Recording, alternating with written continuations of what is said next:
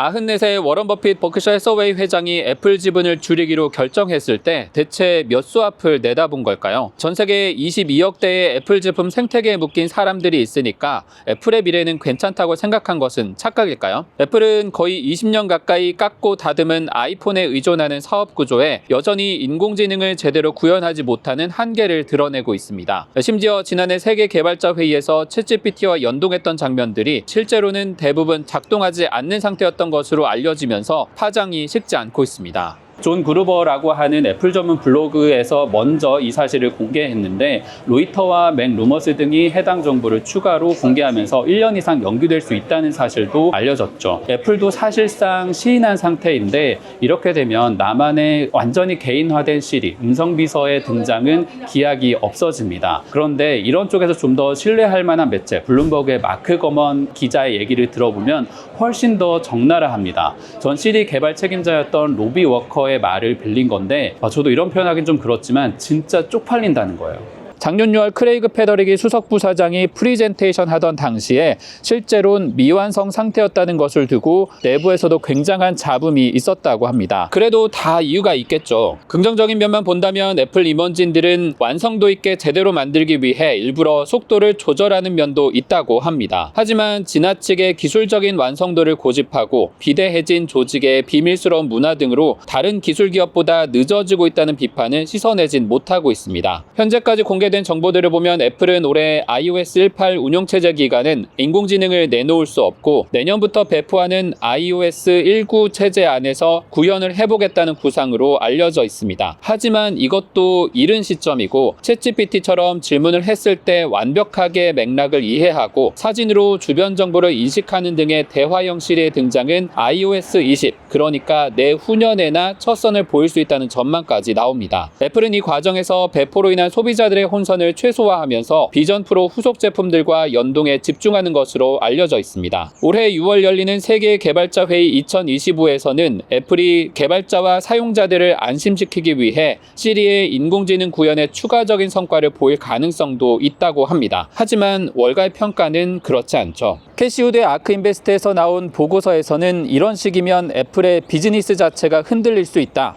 AI 적용 보류야말로 중대한 실수라는 평가를 내놓고 있습니다. 특히 이 글을 쓴 아크 미래전략가는 단순히 지난 3년간 현금 흐름 대비 0% 수렴한 성장을 보여온 애플이 다음 카드가 있느냐고 되묻습니다. 그런데 돌이켜보면 몇 가지 순간들이 있습니다. 애플의 최대 주주인 버크셔 해서웨이가 지분 정리를 시작한 지난 1년 이상의 기간 동안 애플은 사실상 정체 상태였었고 지금도 꽤 주가가 조정을 받은 상태이지만 12개월 목표 주가로 봤을 때는 과하게 가격이 형성됐다라는 얘기가 흘러나오고 있습니다. 우리는 어디서부터 애플에 대해서 잘못 평가해온 걸까요?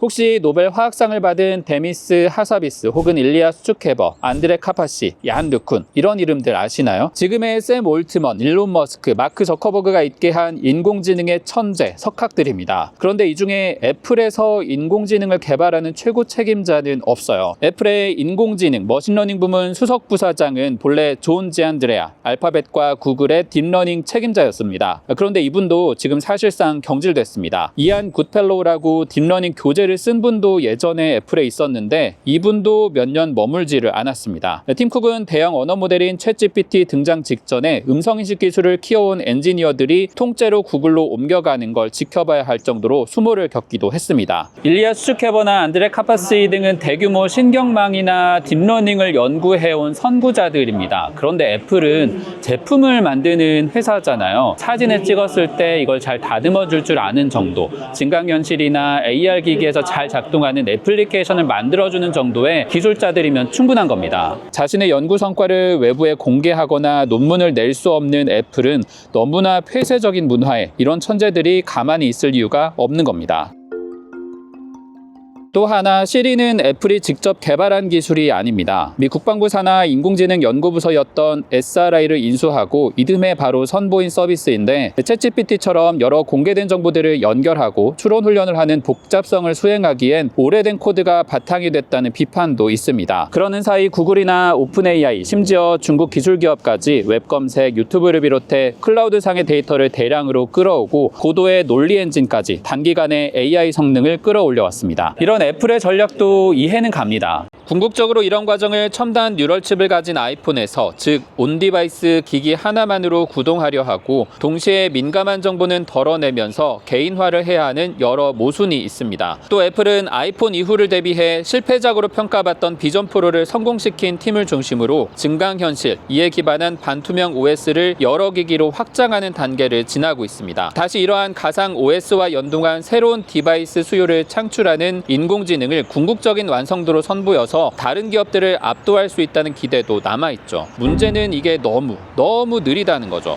그러는 사이 아마존은 수백만 대의 에코 스피커 등 600만 대 이상의 기기, 여기에 클로드와 함께 훈련을 마친 알렉사 플러스가 곧 서비스에 돌입합니다. 구독도 비싸지 않고 자연스러운 대화를 하면서 집안 조명 관리나 일상 메모가 가능하니까 애플이 낄 자리가 없어지고 있죠. 메타는 레이벤 스마트 안경에 대화형 AI를 얹고 사물을 인식하거나 실시간 번역도 제공하기 시작했습니다. 애플이 에어팟의 통역을 제공하는 정도로 이를 따라잡으려 하고 있지만 종합적인 서비스 개발 속도 면에서 상당한 차이가 나는 건 사실입니다. 현재 애플은 올 가을 선보일 아이폰 17 개발 막바지에 돌입했습니다. 아이폰 17 뒷면을 부분 유리와 알루미늄 재질로 바꾸고 카메라 섬 디자인을 가로로 배치해 최근 10년 사이 가장 큰 디자인 변화를 예고하고 있습니다. 성능은 프로와 프로맥스엔 12GB 램을 기본으로 탑재하지만 보급형 버전은 무게를 줄인 초박형 모델로 6.6인치 화면에 120Hz 디스플레이와 직접 설계한 신형 C1 모뎀 칩을 넣어서 중국 시장 내 경쟁에 대비하고 있죠. 거밍츠에 따르면 애플은 액상금속 형태의 경첩으로 주름이 거의 보이지 않는 7.8인치 크기의 접는 아이폰도 2026년에 선보일 준비를 하고 있다고 알려져 있습니다. 브로드컴과의 협력을 통해 발트라라는 코드명의 자체 AI 칩을 설계해서 스스로 마진을 높일 자체적인 AI 실리콘 개발에도 적극적입니다. 2025년 1분기에는 서비스 부문의 성장에 힘입어 매출 총이익률이 46.9%라는 사상 최고치를 기록했습니다. 서비스 부문의 수익성은 제품 부문보다 훨씬 높아서 2024년에는 74%였죠.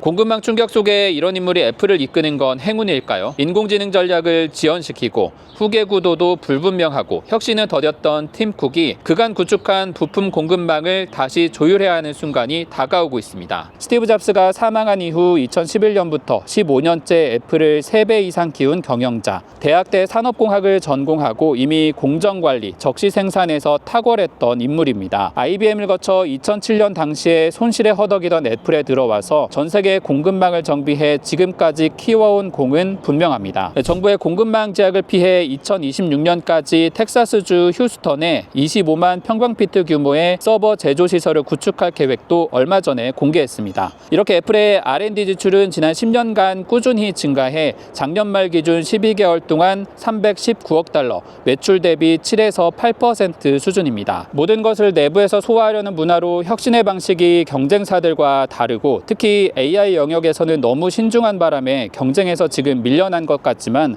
가장 완성도 높은 AI를 선보일 가능성이 아직 남아있다고 봐야 할지도 모릅니다. You have to find your North Star.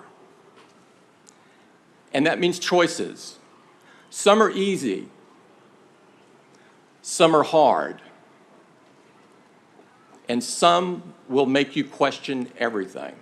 월간은 도널드 트럼프 대통령의 관세 부과로 애플의 비용 부담은 늘겠지만 가격 인상, 공급망 조절로 해결해 나갈 수 있다는 전망을 내놓고 있습니다.